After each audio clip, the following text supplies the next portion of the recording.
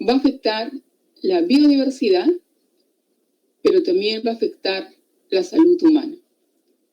Si se vierten aguas residuales sin tratamiento a los ríos, estos terminarán por contaminar los mares. Y entonces esta agua contaminada afectará los ecosistemas marinos, la biodiversidad de flora y de fauna. Y en consecuencia, por la cadena trófica o la cadena alimentaria en la que nosotros nos encontramos igual, afectará la salud de la población. Si nosotros tenemos problemas de contaminación sonora, igualmente habrán problemas de salud pública. Realmente, hablar de medio ambiente y salud pública resulta siendo realmente referirse a lo mismo, porque nosotros señalamos que si tenemos un medio ambiente de calidad, la salud pública será de calidad. Habrá bienestar general, pensando que la salud no es solo la ausencia de una enfermedad, es el bienestar general, físico, psicológico, el bienestar en su conjunto.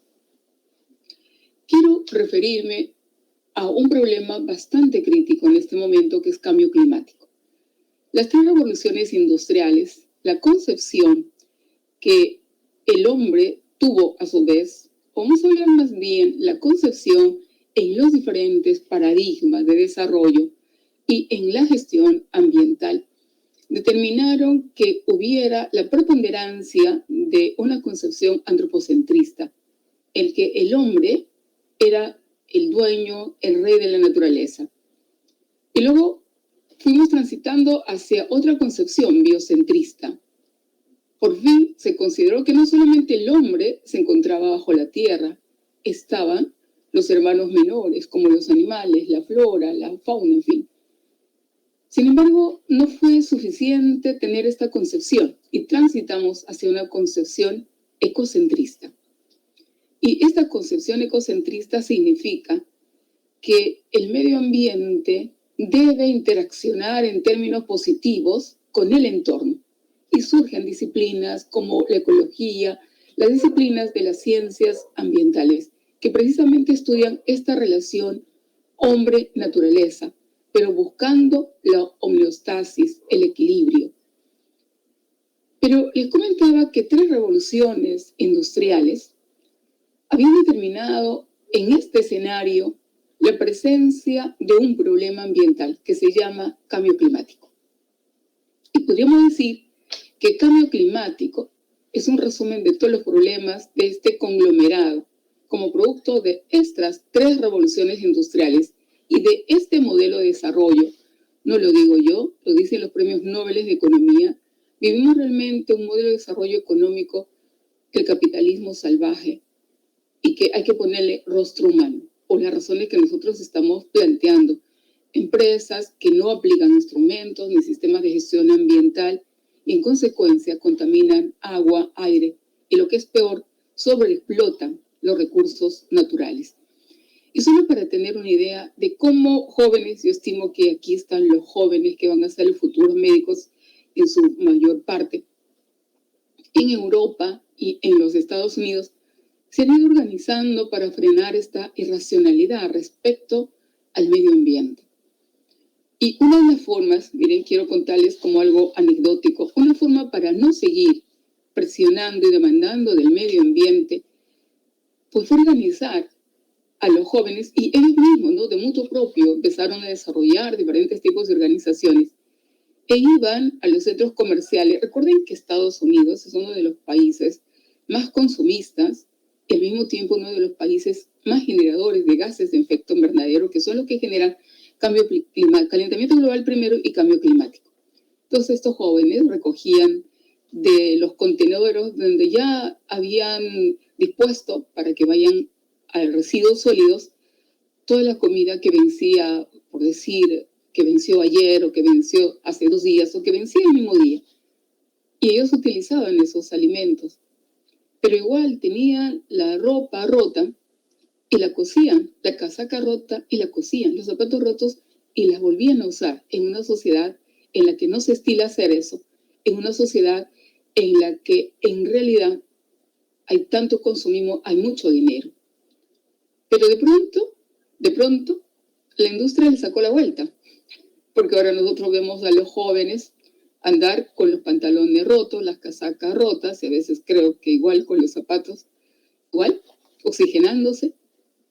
Pero es eso, perdonen el mejor sentido de la palabra, ¿no? Esto es simplemente jugarle sucio a aquellos grupos que en su afán de no exigirle más, en toda esta conciencia ambiental, en esta relación ética con el medio ambiente, en esta relación de homeostasis y de equilibrio, ellos pretendían igualmente rehusar todo, porque para los ambientalistas no hay obsolescencia ni obsesión por la moda, ni por aquello que pierda actualidad o vigencia en la ropa. No hay moda, en definitiva, porque se requiere recursos, pero además este proceso de transformación que se llama el input, cuando ingresan los insumos, el output, cuando hay un proceso, y el output, cuando tenemos el producto, junto con el environment, van a generar problemas muy serios de contaminación. ¿Ven? Entonces, vemos que existe, sí, en efecto, y esto realmente nos anima, jóvenes como ustedes que tienen conciencia ambiental. Con este preámbulo voy a empezar la conferencia de hoy. No conferencia, una exposición, una conversación, sí, para desdramatizar. Y entonces trabajamos nosotros, un equipo de docentes que concurríamos todos los días o todas las semanas a trabajar en el Vicerrectorado de Investigación como consultores del Consejo Consultivo, ¿no?, de las diferentes unidades de investigación. Entonces pensamos, siguiendo la tendencia actual de la investigación, agruparnos en, vamos a decir, grupos, valga la redundancia, en grupos transdisciplinares, en grupos que muchos le llaman multidisciplinares o interdisciplinares. Entonces hicimos una alianza estratégica, médicos como el doctor Johnny,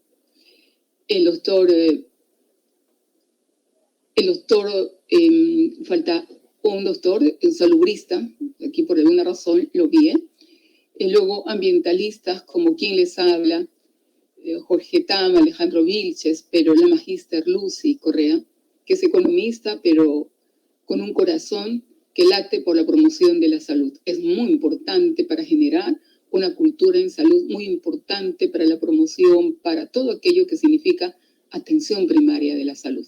Y Alfredo Ugarte Albán, que es químico. Aquí hay que hacer justicia. Aquí, si usted me corrige, está doctor Johnny o la doctora Lucy, la persona que falta, un médico salubrista. Entonces, este equipo hizo una investigación en la selva, en principio, y luego, por razones económicas, presupuestales, se ubicó en la región Ucayali. Viajamos para allá, trabajamos con el equipo en relación a este tema, y vuelvo al tema, el cambio climático y las enfermedades infectocontagiosas emergentes y reemergentes en la región Ucayali. ¿Y por qué se llaman emergentes y reemergentes? Y nos referimos, por ejemplo, a dengue, fiebre amarilla o otras enfermedades que surgen, que vuelven a surgir debido a esta variabilidad climática que se genera por cambio climático. El año pasado, 2020, que para nosotros fue bastante terrible y que sigue siendo, ¿no? Hay que seguir cuidándose. Cuando yo volví de viaje me encontré con que en el país, en el Perú, había dengue, casos de dengue, muerte por dengue. Entonces pensé que excelente, ¿no? Fuimos proactivos porque nos adelantamos a esos tiempos y pensamos en trabajar esta investigación. Es necesario hablar de cambio climático. Muchos de ustedes han escuchado hablar, todos los días escuchamos hablar de cambio climático. Y respecto de esto se suele decir, miren, hoy el mundo está confinado, tenemos un enemigo mortal, casi todos, SARS-CoV-19, pero igualmente haciendo mutaciones y presentándose en el escenario con diferentes nombres, Delta, Delta Plus. Y hace poco me han informado que aquí hay uno que se llama, puede ser Málbora, y que está presente en el Perú y en Latinoamérica desde septiembre del año pasado, generando problemas. Pero nosotros en este escenario igualmente encontramos algo, ¿no? Que surgió la esperanza cuando los investigadores, los científicos, los laboratorios del mundo se unieron y tuvieron un acto de solidaridad, muchos de ellos, ¿no? Y Alemania dice, nosotros recién nos estamos vacunando porque la Merkel, que además es una persona extraordinaria, ha dicho, la vacuna tiene que salir para el mundo. Y tenemos la esperanza que la vacuna resolverá, aunque hasta ahora sabemos que este es simplemente un paliativo. Pero tenemos la esperanza de que esto mejorará. Pero, queridos amigos, queridos hermanos menores o mayores, quiero decirles que aquí hay un problema increíble que se llama cambio climático, para el cual no hay una esperanza, no hay una vacuna. Y cuando conversamos con algunas personas respecto de este escenario, se nos dice algo, ¿no? Que los efectos del cambio climático serán catastróficos, ni siquiera lo sabemos. Y con eso no quiero ser negativa, ni quiero desalentar a nadie, pero sí tenemos que adaptarnos a estos cambios que va a generar cambio climático, que está generando en muchos lugares. Entonces, el cambio climático para el panel intergubernamental de cambio climático denota todo cambio de clima a lo largo del tiempo, tanto si es debido a la variabilidad natural como consecuencia de la actividad humana. Estamos diciendo actividades naturales o actividades antropogénicas o antrópicas.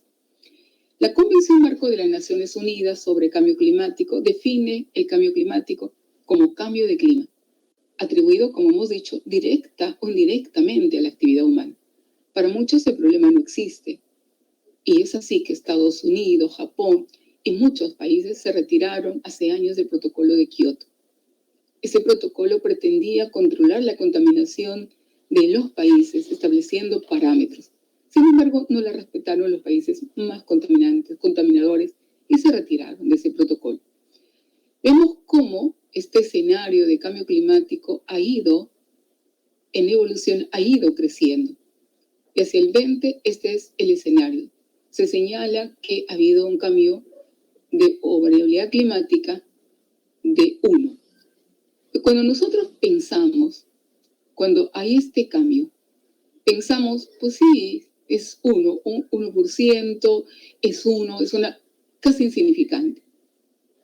Pero vamos a ver más adelante eso que es 1 para nosotros. Y es más, podemos decir, países como nosotros no generamos muchos de gases de efecto invernadero, porque si bien tenemos industrias, estas pues, no generan tanto como sí los Estados Unidos.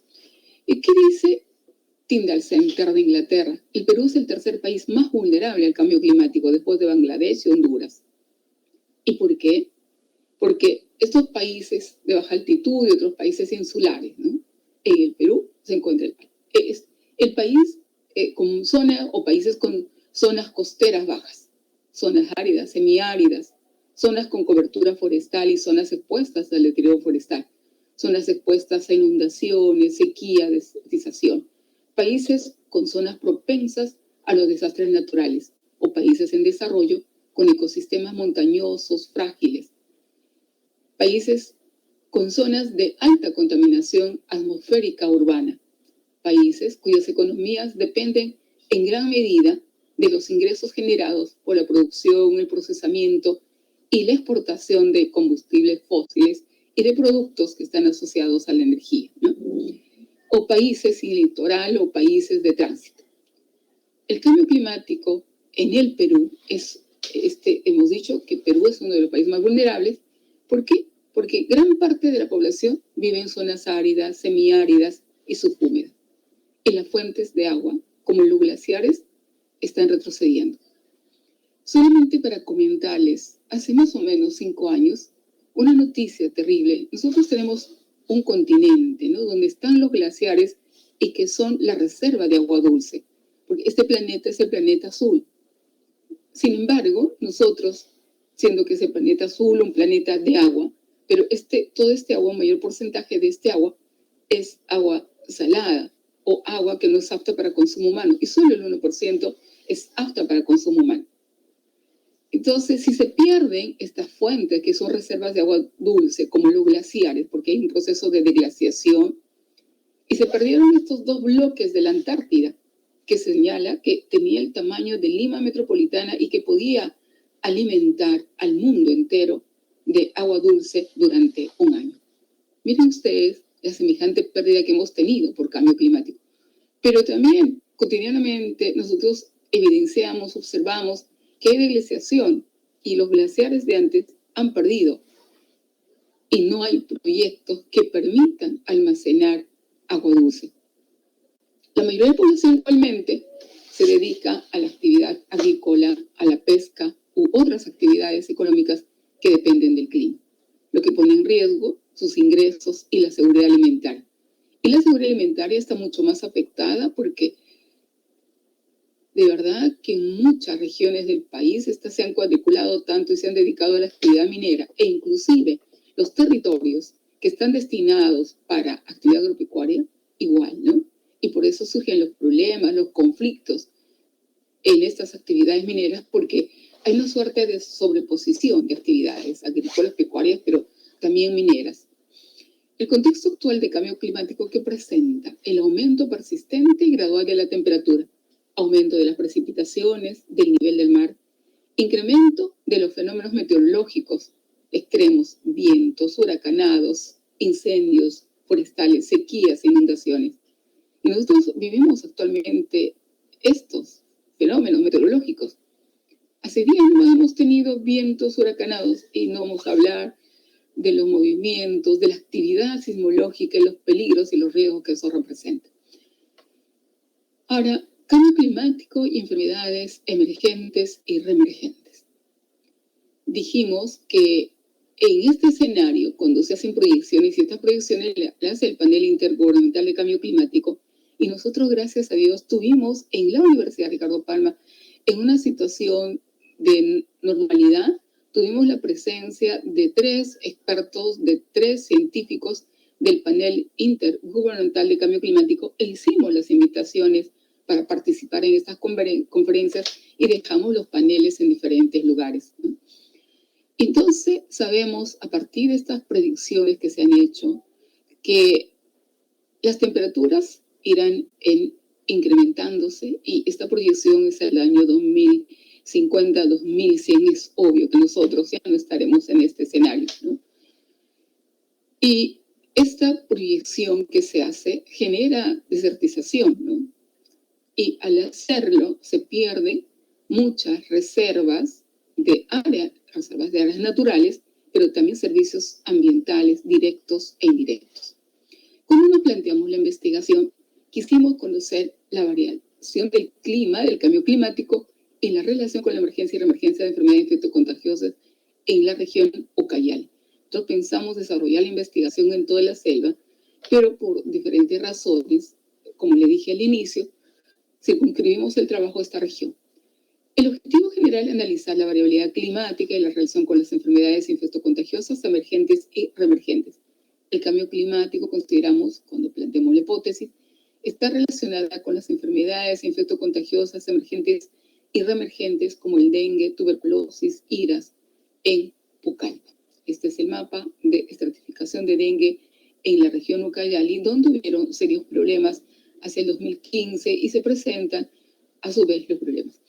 Desarrollamos, en términos estadísticos, una serie histórica de la temperatura promedio de Ucayali y tomamos datos de los últimos 10 años. Trabajamos con ingenieros geográficos y que ellos tienen igualmente la posibilidad de hacer modelamientos y mostrarnos a su vez, teniendo esta serie de datos, mostrarnos cuál es el comportamiento de la temperatura en esta región. Igualmente se hizo una serie histórica de la humedad relativa en Ucayali y vamos a ver más adelante estos resultados, ¿no?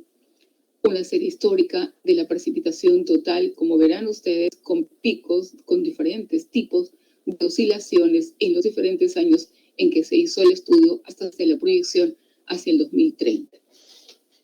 Se advierte que esta variable sufre un incremento en la época de verano, cercano al mes de enero, y que lo que pasa, estos caen en los meses de invierno a mitad de año, ¿no? Debido a esto, vamos a ver que hay medias móviles que se toman en cuenta en un año, en 12 meses consecutivos, ¿no? Y estas medias van a dar esta serie sin tendencias, es una media móvil, y a su vez se calcula en relación al promedio de los 12 meses, ¿no? Nosotros presentamos igualmente la serie histórica del caudal del río Ucayali, porque consideramos igual que el caudal del río Ucayali podía ser una generadora o un factor condicionante de la emergencia de algunas de estas enfermedades infectocontagiosas. En los mismos años, como verán ustedes, y se hizo el estudio en esta serie, empezando en los años que figuran aquí. Yo voy a ir un poco más rápido porque siento que el tiempo ya ha vencido. Hicimos el pronóstico de la temperatura promedio y fue esto que encontramos. En base a esta semejanza, la que nosotros hemos analizado antes, se puede estimar bajo el modelo estadístico simple de medias móviles qué tendencia seguiría la temperatura promedio mensual, ¿no? El cual tiene una tendencia al alza hacia el 2025. Ustedes podrían decir, ¿y qué nuevo? ¿Y qué de nuevo están contando ustedes? Y eso ya lo dice el panel intergubernamental de cambio climático. Pues en efecto no, pero nosotros en la investigación pensamos que no hay nada obvio, ¿no? Y hay que investigar para hacer mostrar estas evidencias. En el gráfico que nosotros vamos a ver más adelante, estos cambios han sido mucho más bruscos, del 2018 hasta el 25, serán igual, y la temperatura promedio aumentará en 0.3 grados Celsius, lo que no parece muy grave. Sin embargo, si la comparamos la temperatura del año 2009 con la de 2025, podemos ver la diferencia de casi 1 grado. Eso preocupa, porque ese aumento de apenas 1 grado puede causar problemas muy graves, sobre todo problemas epidemiológicos, o si acaso no tiene una relación directa, por lo menos condicionales. Este fue el pronóstico anual de la temperatura promedio en estos años, ¿no? Los que trabajamos con proyección hacia el 2025. Y como verán, la tendencia a subir es bastante considerable. El pronóstico de la humedad relativa, contrariamente al pronóstico de la temperatura, la humedad relativa ha ido disminuyendo en forma gradual, en forma oscilante. Es decir, han habido picos, como hemos visto, cuando hablamos de la humedad relativa, ¿no? Y ha sufrido picos durante los meses de febrero y marzo, para luego bajar hasta los puntos mucho más inferiores en los meses de agosto y septiembre. Estas oscilaciones, lógicamente, determinan que los puntos bajos de cada año son cada vez menores. El pronóstico, como vamos a ver más adelante, trata de capturar esta tendencia, ¿no? Este pronóstico de la humedad relativa promedio anual. Y verán que la tendencia es a bajar. Nos ubicamos aquí en 2020, estos son los años, y esta es la tendencia de la humedad relativa, ¿no? Porque vamos a hablar de humedad relativa, absoluta, en fin. Pero verán que tiende a bajar a diferencia de la temperatura. El pronóstico de las precipitaciones en promedio anual se incrementa. Nos ubicamos aquí en 2020 y verán cuáles son las diferencias hacia una proyección que hacemos a través de modelamientos que se desarrollaron a su vez a raíz de este trabajo para ver cuál es el comportamiento de las precipitaciones promedio anual hacia el 2025. Y el pronóstico del número de inundaciones anuales en Ucayali igualmente tiende a bajar. Podría haber alguna explicación por cambio climático, por evaporación, por diferentes aspectos. El pronóstico de la incidencia de las enfermedades, en principio, para plantear estas correlaciones que hay entre esta variabilidad climática y la incidencia de las enfermedades en una serie cronológica, en una serie histórica, ¿no? Nosotros encontramos que efectivamente hay un mayor impacto conforme pasan los años sobre las enfermedades. Y entonces podemos decir que el comportamiento de cambio climático será más drástico en el futuro hacia el 2025. Para calcular esta correlación, esto que estamos diciendo, utilizamos datos estadísticos y utilizamos software estadísticos como la correlación de Pearson y de Spearman, ¿no? Esta correlación de Spearman que permitió saber cómo se presentaba esta correlación que nosotros señalamos. Y aquí empezamos a hacer esta correlación y este modelamiento para hacer la proyección en los diferentes años y que nos ubicaran a su vez en el 2025 y el 2030. Veremos que Si vemos aquí, estos son los casos de dengue y esta es la temperatura promedio. Lógicamente, hemos visto que han habido años en el cual el dengue ha generado problemas y mortalidad severa. Luego ha habido una baja considerable, ¿no? Pero vamos a ver que la variabilidad climática ha ido determinando nuevamente el aumento ligero hacia estos años. Podemos ver con la correlación de Pearson que esta correlación es positiva, pero en términos bajos. Y con la correlación de Spearman da de 0,32 y esta sería, si nosotros vemos los valores de Spearman, en estadísticos vamos a ver que esta es positiva baja, ¿no? Los casos de dengue, igualmente. Miren, nosotros vemos los casos de dengue en relación a la humedad relativa, que hemos dicho ha ido en descenso, ¿no? Sin embargo, estos casos de dengue se han incrementado durante, sobre todo los meses de enero, igual ha continuado hacia febrero, marzo y mayo. ¿Por qué?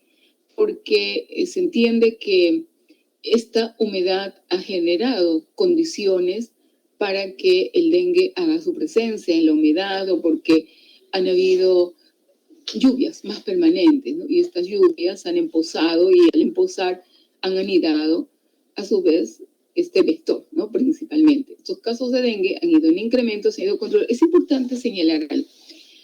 Cuando nosotros hemos hecho trabajo de campo en los centros de salud, en las diferentes postas que visitamos a lo largo de toda esta región, se ha señalado que el esfuerzo ha sido organizado de la comunidad, de las autoridades, para ir disminuyendo gracias a la educación en salud, gracias a que se ha generado una conciencia ambiental, la cual obviamente no está agotada, ¿no? Esta cultura ambiental tiene que seguir trabajando de esta cultura en salud, de esta cultura de la prevención.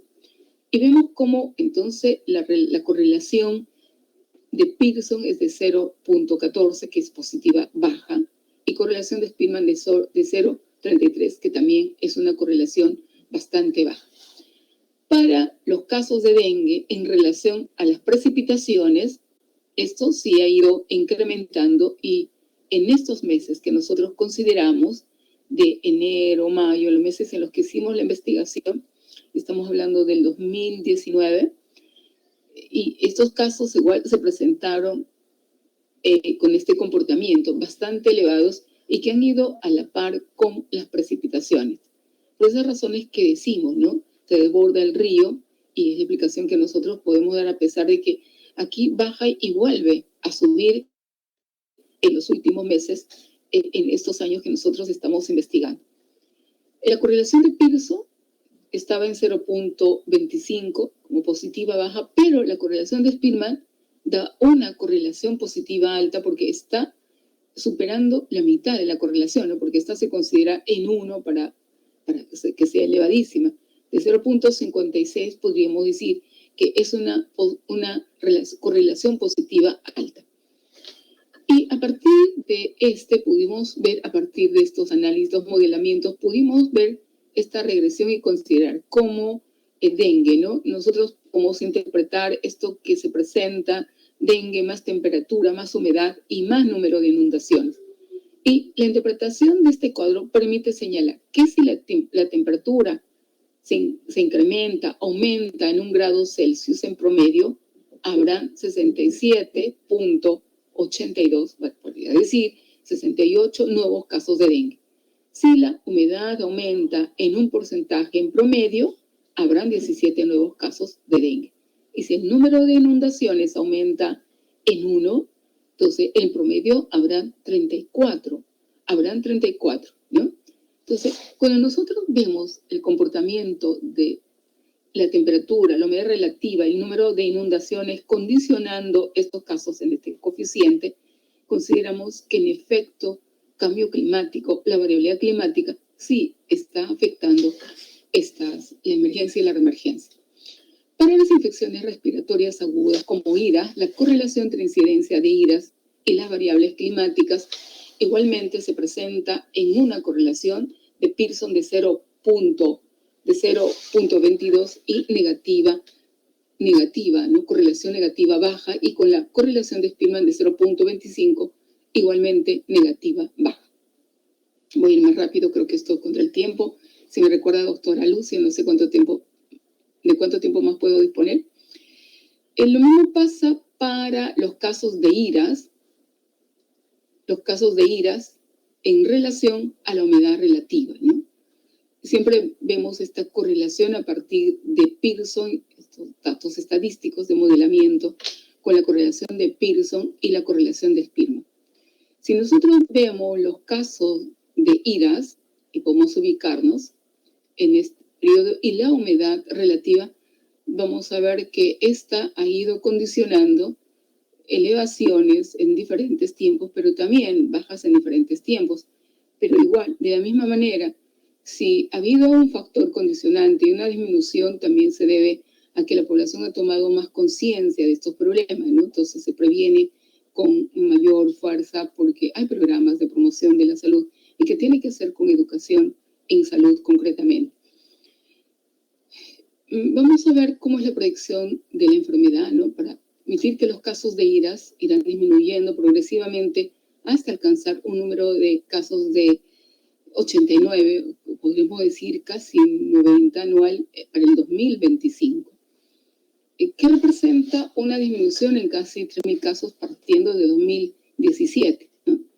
Si nosotros hemos visto los datos anteriores, en 2017 estos casos eran mayores. Esto permitirá una disminución más que significativa. Es lógico que se encuentre esa temperatura, un efecto negativo sobre los casos de iras, porque disminuye la temperatura, ¿no? Entonces aumentan los resfríos, los casos de neumonía y demás infecciones respiratorias. Pero encontramos igualmente, y como le dije, que hay un factor que explica este comportamiento que se realiza con modelamientos estadísticos, un factor que ha sido acompañado por programas de promoción y de educación de la población. Sin embargo, se establecen estos criterios en esta correlación de iras con la temperatura promedio, y se puede señalar a partir de estos casos que se presentan en ese modelo residual total y en los casos de iras que presentan este coeficiente de respecto a la temperatura promedio, ¿no? De 612 casos, que podemos decir son 613 casos. Si la temperatura promedio aumenta en 1 grado Celsius en promedio, habrán 612 casos nuevos de infecciones respiratorias agudas, aun cuando el escenario ahora se muestra favorable y podríamos decir no habría un riesgo. Sin embargo, si la temperatura aumenta, pues igual se condicionará este tipo de problemas o volverá a afectar estos problemas de salud o generar estos problemas de salud. Una proyección anual de esta incidencia de las iras hacia el 2025 tiende a bajar, pero en un escenario en el que la temperatura se comporte en términos normales. Pero si este incremento va a ser considerable, igual tendremos problemas serios en relación a este incremento. La temperatura promedio entonces muestra una correlación negativa con las iras, aunque en un rango bajo en la correlación de Spearman, ¿no? Y la humedad relativa muestra una correlación positiva con las iras, aunque en un rango bajo, porque muestra una positiva baja de 0.23.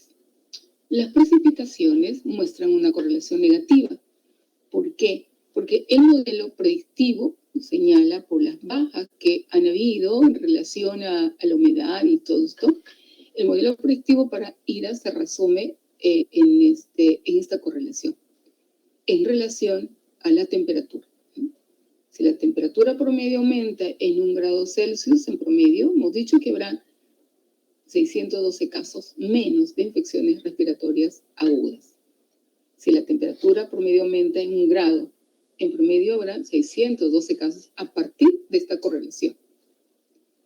La predicción anual de incidencia de iras muestra una tendencia continua a la disminución, sea vista bajo la correlación de Spearman o bajo la correlación que nosotros estamos viendo de Pearson. Según la Organización Mundial de la Salud, la OMS, el cambio climático va a influir en estos determinantes sociales y ambientales de la salud, ¿no? Sobre todo, hay una incidencia más fuerte desde los años 60 y ha causado un incremento considerable en estas enfermedades infectocontagiosas.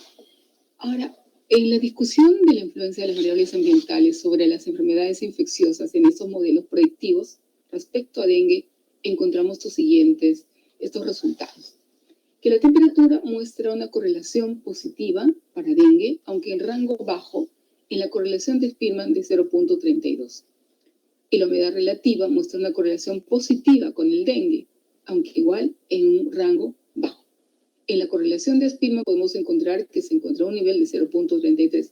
Sin embargo, sigue siendo, aun cuando es positiva, sigue siendo baja. Las precipitaciones muestran una correlación positiva con el dengue en un rango alto. Y sobre todo con la correlación de Spearman, ¿no? ¿Cuántos habrían? 0.56 para dengue. Este modelo predictivo que nos muestra que para dengue esto es robusto y está resumido a continuación. ¿Cuántos casos habrían de dengue? ¿No? ¿Cuántos casos de dengue? Si la temperatura iría en aumento, igual, si habrían condicionantes de humedad y los casos de inundaciones. Igual hacemos esta interpretación. Si la temperatura aumenta en 1 grado Celsius en promedio, habrá 67 nuevos casos adicionales de dengue. Estamos hablando del comportamiento que tendrá la variabilidad climática en proyección hacia el año 2025 y más adelante el 2030. Si la humedad aumenta en 1% en promedio, habrá 17 nuevos casos adicionales de dengue. Y si el número aumenta, el número de inundaciones en 1, en promedio habrá 39 casos adicionales de dengue. Este modelo predictivo de la incidencia de dengue se ha permitido, o por lo menos nosotros hemos permitido hacer estas correlaciones utilizando modelos estadísticos, modelos matemáticos. Y entonces encontramos que las únicas variables que tienen un efecto significativo sobre la incidencia de dengue son la temperatura, la humedad y el número de inundaciones. Y la variable que tiene un mayor efecto sería la temperatura promedio, ¿no? Seguido del número de inundaciones, con estos casos que nosotros pensamos, y por último, la humedad relativa. ¿Cuáles son las conclusiones que presentamos respecto de esto? Que un modelo de abordaje para estimar y modelar las variables climáticas y la relación directa con la emergencia de enfermedades infectocontagiosas en la selva peruana, ¿no?, muestra los resultados de un modelo que plantea que una correlación elevada, ¿no?, y lógicamente tiene consistencia con la bibliografía que nosotros hemos publicado o con el análisis del marco teórico y de los antecedentes de la investigación, si vemos los casos en diferentes países o vemos los casos en zonas amazónicas, ¿no? Los resultados de este estudio muestran que las variables ambientales, en particular las relacionadas con la variabilidad climática, pueden ser indicativas, pero lo que es más importante, pueden predecir que habrá emergencia de estas enfermedades infectocontagiosas en la región de Ucayali. Y si nosotros hacemos esta proyección de la misma manera en la selva peruana.